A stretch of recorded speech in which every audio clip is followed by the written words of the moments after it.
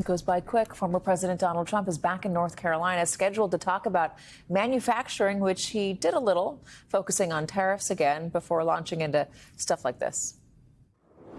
If I were the president, I would inform the threatening country, in this case Iran, that if you do anything to harm this person, we are going to blow your largest cities and the country itself to smithereens. We're going to blow it to smithereens. I closed the border. I built hundreds of miles of wall, and I got Mexico to give us thousands of soldiers to guard our country so people didn't come in. You know, crime in Venezuela is way down. Crime all over the world is way down, except here.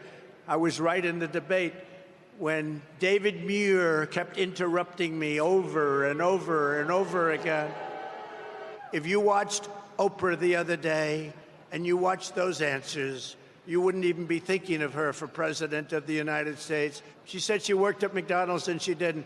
Not highly sophisticated, not complicated. It was a lie. She never worked at McDonald's over the hot French fries. I think I'm going to a McDonald's in 2 weeks, actually, and I'm going to work the French fries. Joining us now, NBC News correspondent Vaughn Hilliard, who's in Mint Hill, North Carolina. What was his actual pitch on manufacturing?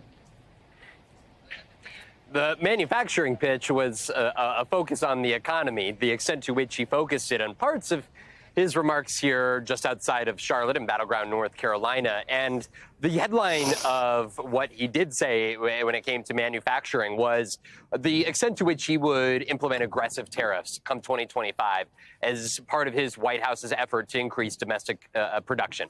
Let's be very clear. What he has threatened to do, it would have far-reaching implications, not only immediately on the those actual producers, whether they be in agriculture or manufacturing in the United States. We saw this play out in 2018 and 2019 when he placed selective tariffs on some goods coming from places like France, other European countries, Mexico, Canada. But then he also is threatening to put a far-reaching tariffs of 200% on Chinese goods. This is, for Donald Trump, a message to voters that he will do what it takes in order to ensure that U.S. manufacturing stays here at home and that foreign companies move production here to the U.S. mainland. Now, let's be very clear here, Katie. When we're talking about what his threats are, we saw this play out in 2018 and 2019.